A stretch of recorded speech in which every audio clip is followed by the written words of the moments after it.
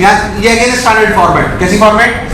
पहली बार इस चैप्टर में पढ़ाई जा रही है, बाकी हमेशा कई चैप्टरों में वो आएगी, इसलिए समझे इसको। कैसे? मान लो कि एक रिंग है। क्या है? रिंग है किसी मटेरियल की, रबड़ वबड़ जिसकी भी आप मानना चाहो मान लो, रिंग है। आप एक बात खुद सोचो कि अगर इस रिंग को आप, मैं बताऊंगा इसको पूरा ध्यान से, नहीं आता होगा तुम्हें, इसे ध्यान सुन लो। मान लो इस रिंग को ऐसे ओमेगा से घुमाऊं, जुर्र जुर्र जुर्र जुर्र जुर्र, आपको नहीं लगता इसका हर पार्टिकल आपस में बंधा हुआ है? पर क्या वो भागना बाहर चाहता है?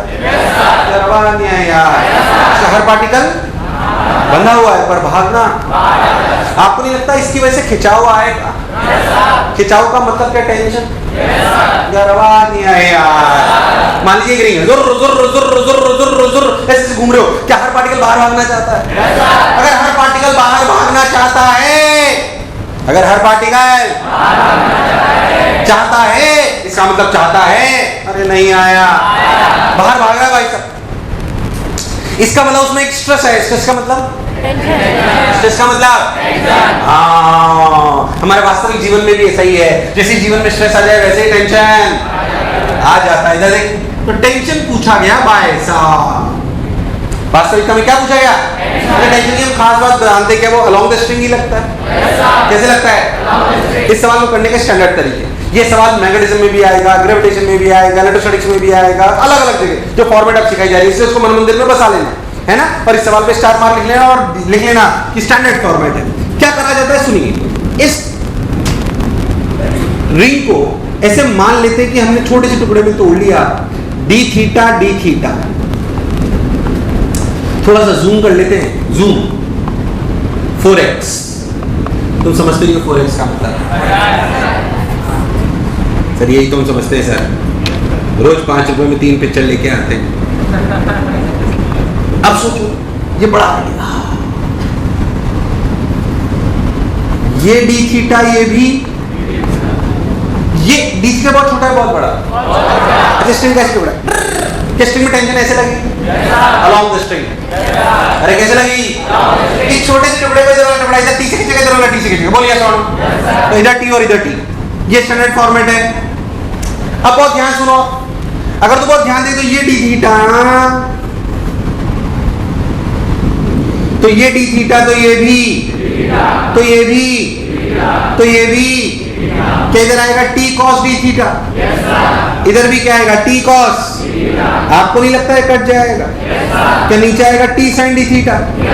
अरे हाँ ना बोल यार, यहाँ पे भी क्या आएगा? नीचे टोटल कितना बचा? अरे कितना बचा?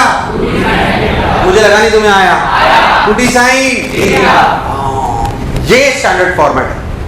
जब भी रिंग में टेंशन पूछी जाए तो ये डायग्राम याद होना, सब में आएगा, दोबारा मत पूछना। क्या क्या पूछा जाए?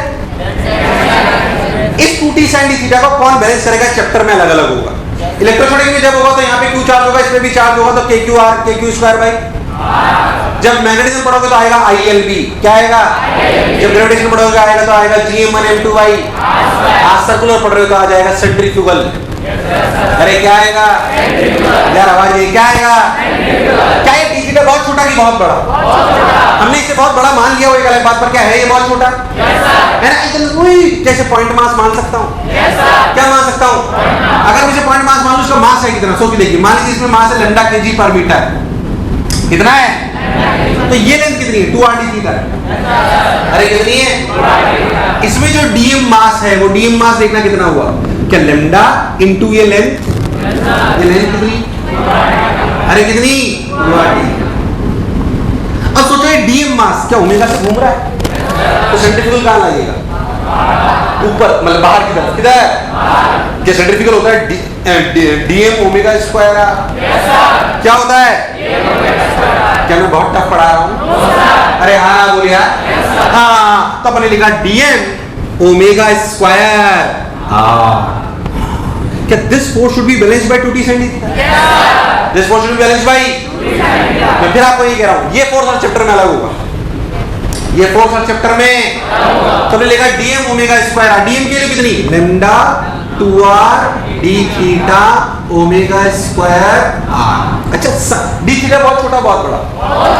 क्या sin d theta is approximately d theta? sin d theta is approximately, ऐसा क्यों होता है बताइए? क्या अपन जानते हैं थीटा अगर बहुत छोटा हो तो क्या approximately sin theta is approximately d theta? So sin d theta ने d theta को 2 ने 2 को t is lambda omega square r square. This is the answer. मैंने सिर्फ सवाल नहीं सिखाया, क्या मैंने स्टैंडर्ड फॉर्मेट सिखाई? Whenever somebody will ask you tension in the ring, tension in the ring, आपके मन में ये विचार आना चाहिए, क्योंकि कहीं ना कहीं ये जरूर होगा, इसमें कोई शक वाली बात नहीं है। तो सिर्फ ये सवाल नहीं, एक फॉर्मेट है जो कई जगह आएगी और आपको याद होनी चाहिए। उतार लीजिए, क्या कह रहा है बेटा? ऐसे हॉरिजॉन्टल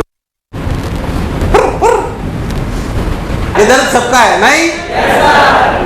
ये कुछ गड़बड़ आने लगे तुम लोग। आज क्या जेन्युइन प्रॉब्लम है, क्या कहते हो यार? आज तक ये मैसेज कर रहे थे, मैं तो आज तक चैनल का नंबर रट रखा।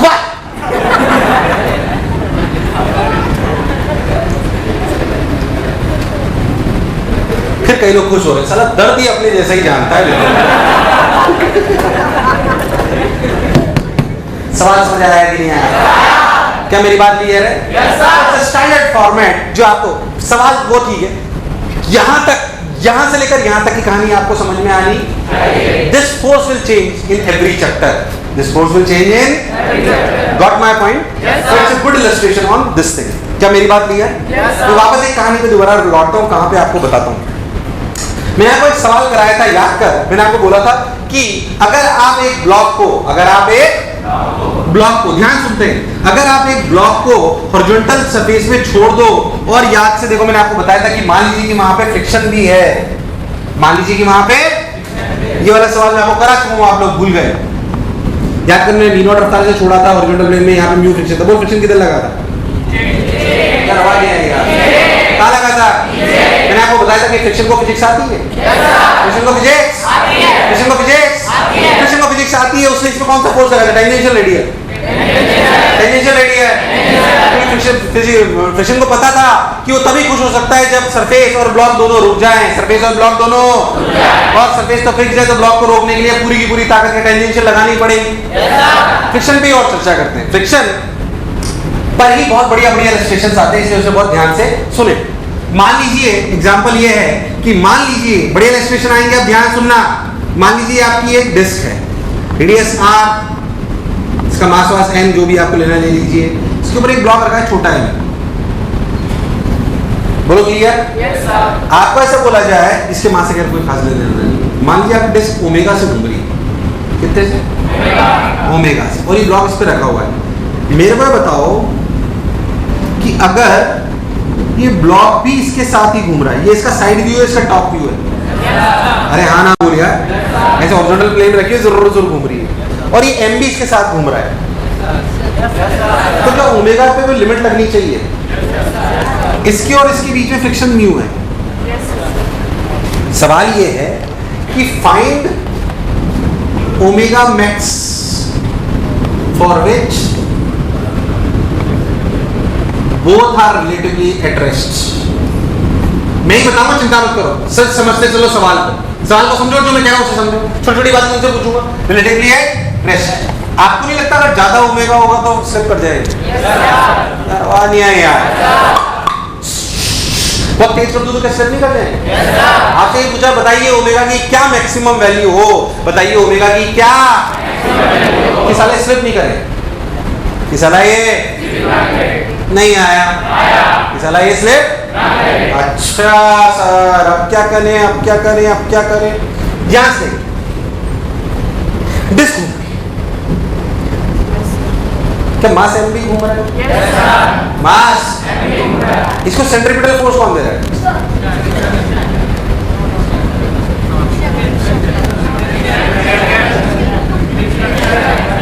तो फ्रिक्शन खुश कब होगा? जब डिस्क तो घूम ही नहीं होगा।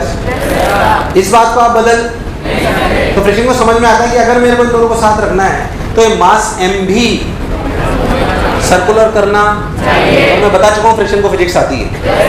तो बता फ्रिक्शन क्या, कौन सा फोर्स लगा, सेंट्रीपिटल मतलब टेंजेंशियल रेडियल, टेंजेंशियल रेडियल, क्योंकि अगर टेंजेंशियल लगाएगा तो इसकी रफ्तार वो अलग कर लेगा, अलग कर लेगा तो वैसे अलग होगा।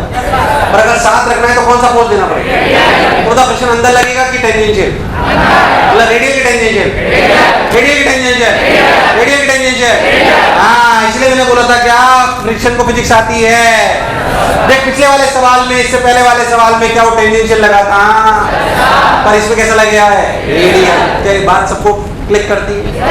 अब सोच, अंदर लगा फ्रिक्शन यानी कि ऐसे, क्या बाहर लगा centrifugal, M omega square R. क्या अगर रुके रहना है तो इतना फ्रिक्शन होना जो चाहिए, जो वो मैक्सिमम पॉसिबल से, यार तुम्हें नहीं आया, इतना फ्रिक्शन चाहिए, इतना तो होना ही चाहिए, वरना एक सर्कल जो चाहिए वो मैक्सिमम पॉसिबल क्या है, इसकी और इसके बीच में मैक्सिमम फ्रिक्शन क्या पॉसिबल है? भाई मैक्सिमम पॉसिबल तो म्यू है ना। अरे क्या है, क्या है, म्यू है, और उसकी वैल्यू कितनी है, म्यू है।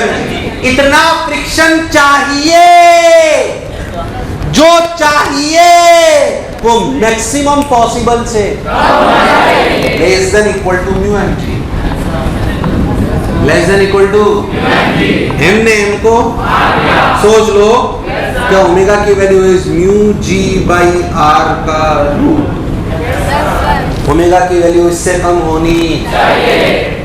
यार तुम्हें नहीं आया, बहुत डर लग रहा है या फील आ रही है? बहुत लल्लू सवाल नहीं हो रहे अब ना, होंगे अब इस सर्कुलर में। अब बढ़िया क्लासिक ही आएगा सब कुछ। पता जो बोला चमका, धीरे धीरे पढ़ाऊंगा, जरा सी तकलीफ हो बेझिझक बोलना, पर मजा आएगा अगर तुम मेरी बात समझ गए। तुम्हें लगेगा हाँ यार हमने बात सीखी। फिर बताओ क्या आपको अल्फा ए और आर में फीलिंग आई थी? आई है कि नहीं आई है? बढ़िया सवाल है एकदम, बोला क्लैरिटी है। अच्छा खास बात ये भी है, क्या इसमें फ्रिक्शन रेडियल दे रहा है? फिर एक बात मन में सोचते हैं, फ्रिक्शन फिजिक्स को जानता है। उदाहरण तालियां,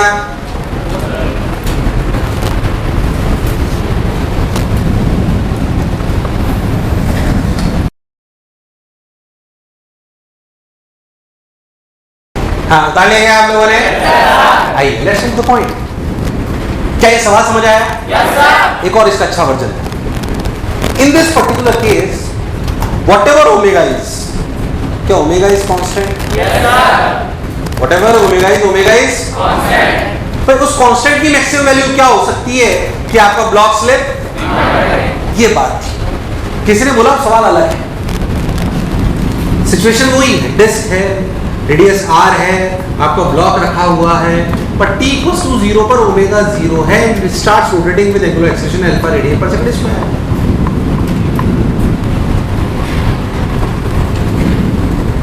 समझ नहीं आया? अब डिस्क को हमने अल्फा से घुमाना चालू करो। अल्फा क्या चीज है? तो ओमेगा वही कि धीरे धीरे बढ़े, धीरे धीरे। तो कौन सी ओमेगा पे स्लिपिंग स्टार्ट हो जाएगी? कौन सी ओमेगा पे स्लिपिंग? क्या ये हमेशा इसके साथ घूमता रहेगा? या एक वैल्यू ओमेगा कैसी आएगी तभी स्लिप कर जाएगा? क्या वो ओमेगा की वैल्यू ये है?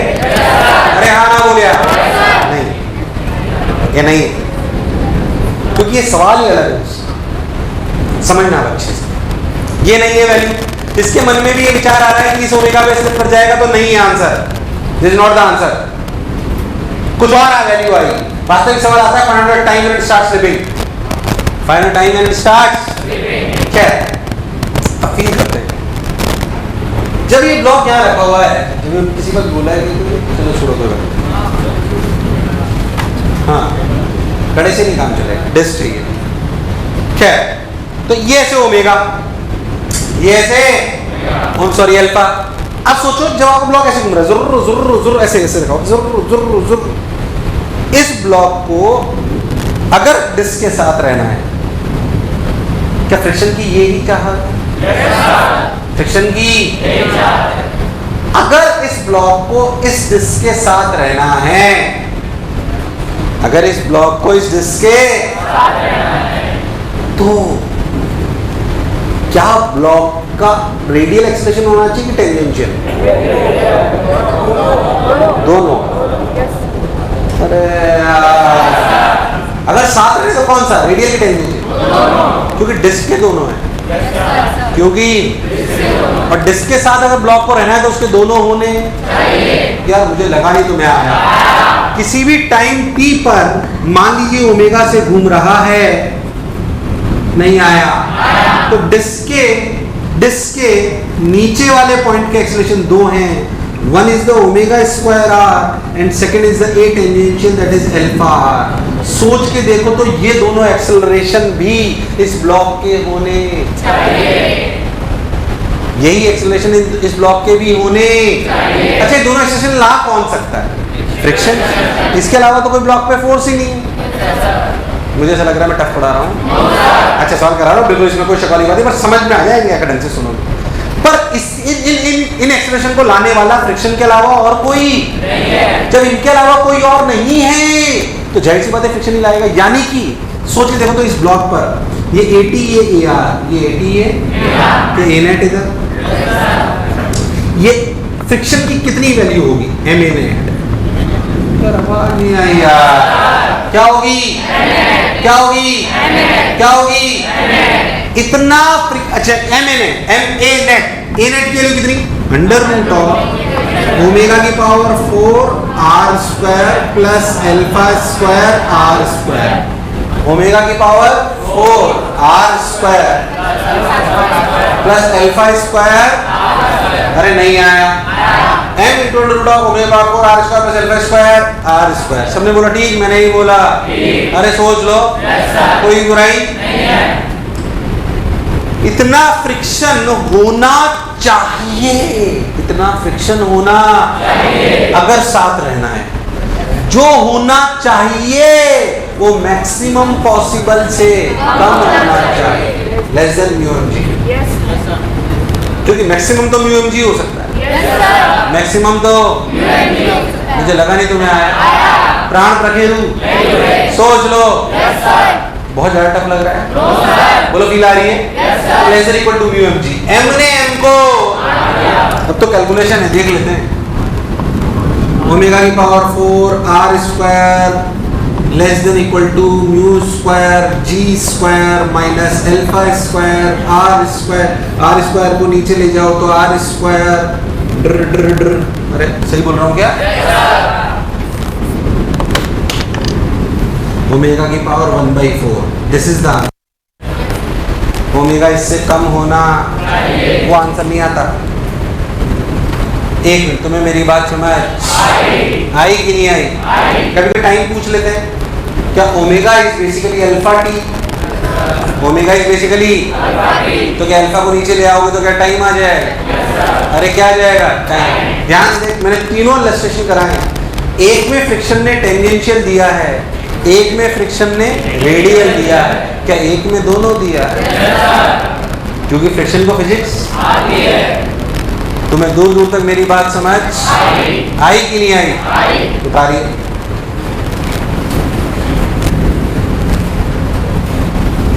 बात करते हैं एग्जाम्पल। और अच्छा सवाल देखो, क्या वाला समझ आया? एक बढ़िया सवाल जेईई में आया हुआ है, सब्जेक्टिव। देख कैसे, मान लीजिए एक रॉड है, क्या है? रॉड ऐसे हॉरिजॉन्टल प्लेन में, ठीक ऐसे से घूमता है।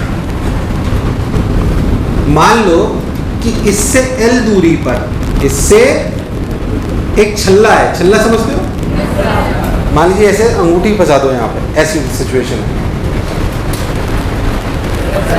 ऐसे यहाँ पे छल्ला वो फंसा दो, अब इसको ऐसे घुमाना चालू। क्या छल्ला बाहर भागना चाहेगा? बेकार रेस्पॉन्स। कहाँ भागना चाहेगा? जेईई ने पूछा कि अगर इस छल्ले और इस रॉड के बीच में फ्रिक्शन है म्यू, फ्रिक्शन क्या है? ये अपनी रॉड ली और छल्ला फंसा ले और इसको ऐसे हॉरिजॉन्टल प्लेन में घुमाना है, फ्रिक्शनलेस हॉरिजॉन्टल प्लेन है, शानदार। तो छल्ला बाहर जाना चाहेगा, पर वास्तविकता में छल्ला फंसा हुआ है और छल्ला बाहर निकलना चाहेगा, पर उसे रोक कौन सकता है? कौन रोक सकता है? उन्होंने यही पूछा कि फाइंड टाइम, मान लीजिए alpha radian per second square दिया उन्होंने बोला find time when ring start slipping. Find time when ring start slipping. मैं बताता हूं, मिलके करेंगे, डोंट वरी, छोटी छोटी बातें पूछूंगा। फिर तक सवाल सबको क्लियर? बेकार है क्या सवाल सबको क्लियर? अब रिंग के बारे में, रिंग को टेंजेंशियल एक्सटेंशन कौन दे रहा है? क्या रिंग का टेंजेंशियल एक्सटेंशन है? पहले बताओ यस और नो। भाई सवाल हमेशा मान के करना चाहिए कि स्लिप नहीं कर रहा। सवाल करने के तरीके क्या है अच्छे? ये मान लो कि स्लिप, तो जो फ्रिक्शन चाहिए वो मैक्सिमम से, ये स्ट्रेटेजी। तो मान लो कि रिंग स्लिप नहीं कर रही। अगर रिंग स्लिप नहीं कर रही मतलब उसके टेंजेंशियल और रेडियल एक्सेलरेशन दोनों है। मान लो किसी भी टाइम टी पर रिंग ओमेगा से घूम रही है, कितने से घूम रही है? तो क्या उसका इधर की तरफ एक्सेलरेशन है ओमेगा स्क्वायर आर, और ऊपर क्या है? अल्फा। ये अल्फा आर कौन दे रहा है? ये अल्फा आर कौन दे रहा है?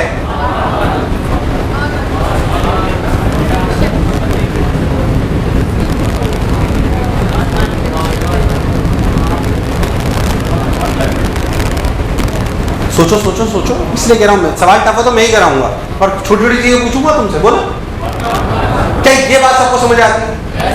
अगर रिंग स्लिप नहीं कर रही रॉड के कंपैरिजन में, तो रॉड के दोनों एक्सेलरेशन है टेंजेंशियल और रेडियल। बोलो क्लियर है? टेंजेंशियल एक्सेलरेशन है अल्फा आर और रेडियल एक्सेलरेशन है ओमेगा स्क्वायर।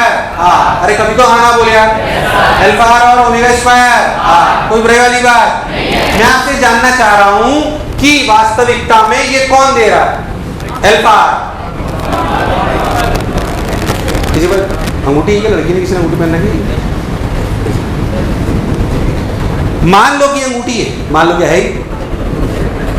अब ये जो अंगूठी है ये ऐसे, इसमें फ्रिक्शन कैसे लग सकता है? सोचो, क्या इसके परपेंडिकुलर लग सकता है अलोंग द सरफेस? तो फ्रिक्शन तो रेडियल ही दे सकता है। इसको सोच, मैं अगर कैसे ले जाऊं, जर्र ऐसे कौन ले जाएगा रिंग को? नॉर्मल। अरे बेकार रेस्पॉन्स। कौन ले जाएगा? तिलाई थोड़ी सी सन्नाटे में हो। अरे आई क्यों नहीं आई यार? तो असलियत में जब आप इसका एफडी बनाओगे ना रिंग का, तो रिंग के एफडी में इधर लगेगा नॉर्मल और इधर लगेगा फ्रिक्शन। इसमें फ्रिक्शन रेडियल दे रहा है टेंजेंशियल? टेंजेंशियल कौन दे रहा है? कौन दे रहा है? अरे नहीं आया। अब तू बहुत ध्यान से सुन एक और बात। अगर तुम बहुत ध्यान से सोचो तो आपको समझ में आएगा कि ये फ्रिक्शन किस चीज को बैलेंस कर रहा है? Centrifugal force. क्या friction is basically m omega square r। m omega square r। इतना फ्रिक्शन चाहिए, इतना फ्रिक्शन चाहिए तुम्हारे प्राण प्रखेरु। इतना फ्रिक्शन चाहिए, जो चाहिए वो मैक्सिमम पॉसिबल से कम होना चाहिए। What is maximum possible? Mu M G, mu N.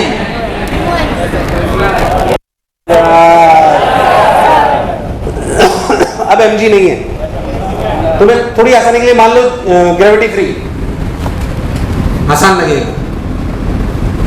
Gravity free space है तो नॉर्मल एनर्जी है क्या? नॉर्मल एनर्जी है क्या? असलियत में लिखा जाएगा mu into N. Then what is N? क्या normal is basically M alpha? क्या तुम्हें नहीं आया? Normal is basically M alpha R. अरे नॉर्मल बराबर मास इनटू एक्सेलरेशन ना। टेंजेंशियल डायरेक्शन में क्या अल्फा आर एक्सेलरेशन है? तो और क्या नॉर्मल के अलावा और कोई फोर्स लग? तो नॉर्मल बराबर क्या हुआ? M alpha are. नॉर्मल बराबर, तो नॉर्मल की वैल्यू आई एम अल्फा आर। तो लिखा गया m omega square r should be less than equal to mu m alpha r। m ने m को, r ने r को, मुझे लगा नहीं तुम्हें आया कि नहीं आया। और क्या ओमेगा वास्तविकता में किसी भी टाइम t पर क्या अल्फा t है? क्या है? तो क्या इसको लिखना चाहिए alpha square T square less than mu alpha. एक अल्फा ने अल्फा को, time should be less than equal to mu by alpha का रूट। तो मैं दूर दूर तक मेरी बात समझ। Again a very good question, friction और सर्कुलर। एक मिनट, तुम्हें समझ नहीं आया? 3-4 चीजें पढ़ाई है, तीनों चारों अच्छे। चौथा इलस्ट्रेशन है आज का, देख ध्यान से। चौथा है ना, अपने आप में चारों अच्छे हैं, चारों। हल्का सर्कुलर नहीं है ये।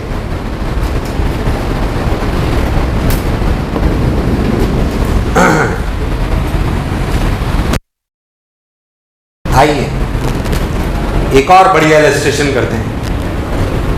आइए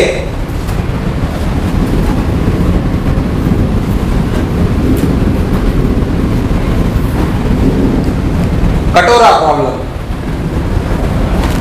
तेरे दिल को छू जाएगा। एक कटोरा है, क्या है? इसका रेडियस कितना है? फ्रिक्शन हर जगह 0। बोला गया कि यहां से थीटा एंगल पर एक m ब्लॉक, अगर कटोरा ऐसे ओमेगा से घूम रहा है, so m is at rest with respect to कटोरा।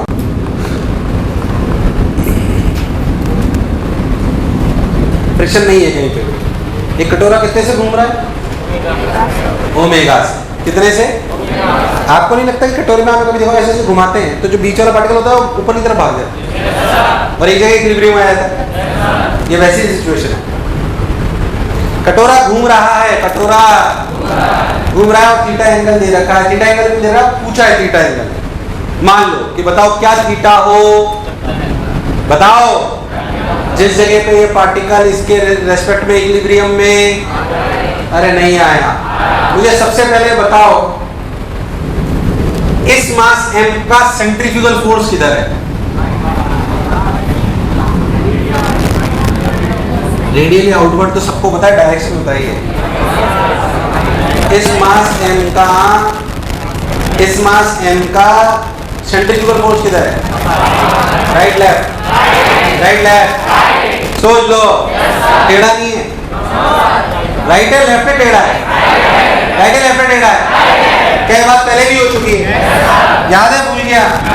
क्या इसका सर्कल ऐसे होगा तो क्या इसका सेंट्रीफ्यूगल ऐसे होगा? अगर यहाँ पे इस मास m पर देखो तो इधर की तरफ नॉर्मल लगेगा। अरे नहीं आया। क्या इधर सेंट्रीफ्यूगल लगेगा? सेंट्रीफ्यूगल की वैल्यू क्या है? m omega square r। r है।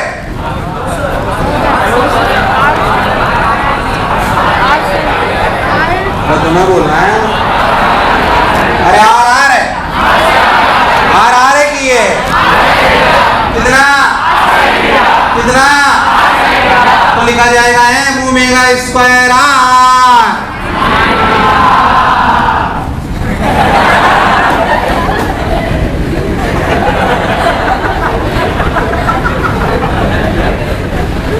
नीचे क्या लग रहा है? mg। क्या लग रहा है?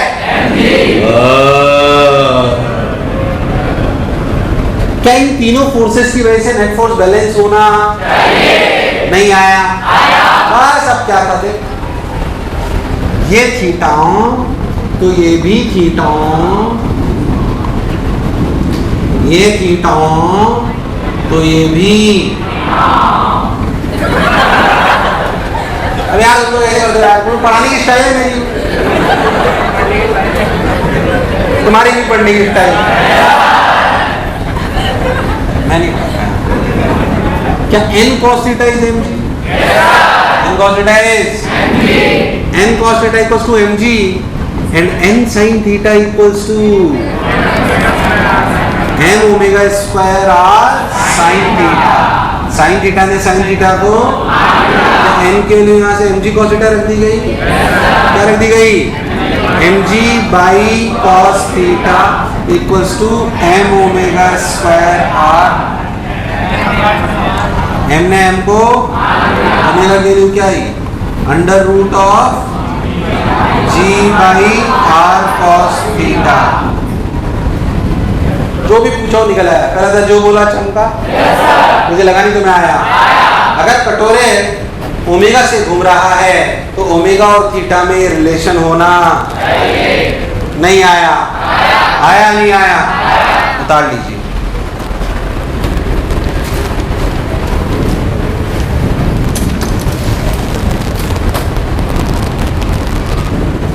ये ओमेगा अगर हो, ये ओमेगा अगर तो ये इसके रेस्पेक्ट में रेस्ट पे रहेगा। सोच ओमेगा इससे ज्यादा करूं तो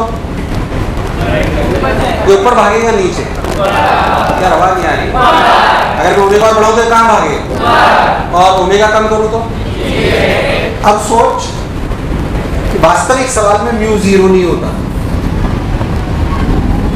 म्यू होता है। तो ओमेगा नहीं पूछते। रियल सवाल है, वापस बनाना है आपको डायग्राम। रियल सवाल है find range of omega for which m is at rest with respect to m is at with respect to bound। अब ओमेगा पूछे कि रेंज पूछे, क्योंकि फ्रिक्शन आ गया है। याद करो जब भी फ्रिक्शन आता है तो क्या अपने साथ रेंज लाता है? क्या लाता है? रेंज। ध्यान सुनना अच्छे से, ध्यान देंगे इधर। लॉजिकली सोच कि अगर ओमेगा, अभी अपने कितनी ओमेगा निकाली? Under root of. सोच अगर omega g by R cos theta से ज्यादा है तो फ्रिक्शन कहां लगेगा? यार आवाज नहीं आ रही है। क्या ऊपर जाना चाहेगा? तो फ्रिक्शन कहां लगेगा? क्या बात सबको समझ आती है? अरे नहीं आया, नहीं आया। फ्रिक्शन कहां लगेगा? नीचे। मान लेते हैं ब्लॉक है। ध्यान सुनना, बढ़िया सवाल है, शानदार। एन बता देना नीचे छोटी एंडी, नीचे क्या लगा? mg। इधर क्या लगा? m omega square R sine theta. Friction कहां लगा? नीचे। ध्यान सुनना, ये एंगल आया था थीटा। अरे कितना आया था? ध्यान से देख, इस डायरेक्शन में नॉर्मल की वैल्यू क्या आई? mg cos theta plus m omega square R sine theta sine theta. भाई mg का इधर बोल रहा है mg cos थीटा और इसका इधर आया omega square R sine theta sine theta. अरे नहीं आया तो लिखा गया m omega square R sine square theta. क्या नॉर्मल की वैल्यू सबको समझ आया? This is the normal value. This is the तुम्हारे प्राण प्रखेरु, this is the normal value. अब सोच इस वाली डायरेक्शन, इस वाले डायरेक्शन में इधर f plus mg sine theta, बेकार है f प्लस, तो f plus mg sine theta और इधर आया m omega square sine theta cos theta. अरे ये थीटा ही 90 माइनस थीटा, ये भी तो थीटा है। तो इधर आया m omega square r sine theta cos theta minus mg sine theta. क्या this is the value of friction? बेकार रेस्पॉन्स। अगर रुके रहना है तो इतना फ्रिक्शन होना जो होना चाहिए वो मैक्सिमम पॉसिबल से maximum possible mu M G की mu N, mu M G की mu N, mu M G की म्यू एन, म्यू एन कितना?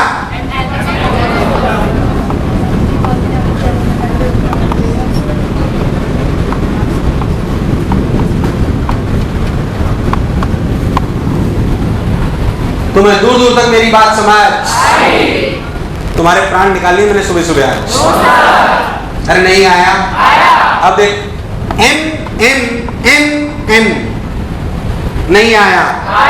और देख ओमेगा स्क्वायर वाली टर्म इधर ले लो, तो omega square R sine theta common आ जाएगा और cos theta minus mu sine theta बच जाएगा। इधर ले जाओ तो जी कॉमन आ जाएगा, mu G cos theta plus sine theta. बोल यस और नो? तो ओमेगा की value less than equal to, कहाँ जी कहा गया?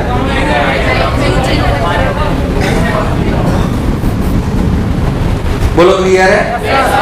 ओमेगा की वैल्यू है G sine theta plus mu cos theta by R sine theta cos theta minus mu sine theta का रूट इससे छोटी होनी चाहिए, इससे छोटी होनी चाहिए। This is omega max, this is omega. Omega minimum कैसे लाओगे?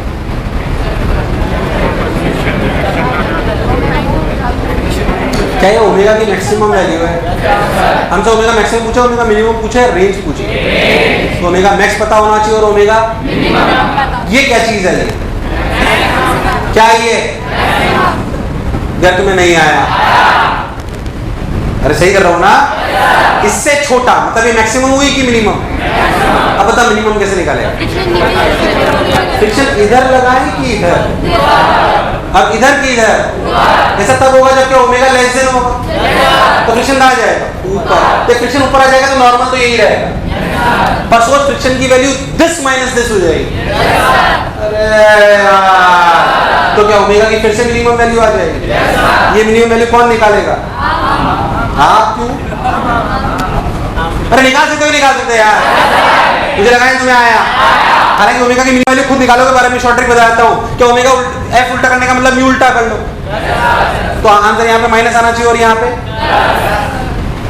फिर था ओमेगा मिनिमम आएगा कब? क्या पिक्चर क्लियर है? तो क्या रेंज आएगी ओमेगा मैक्सिमम से ओमेगा मिनिमम?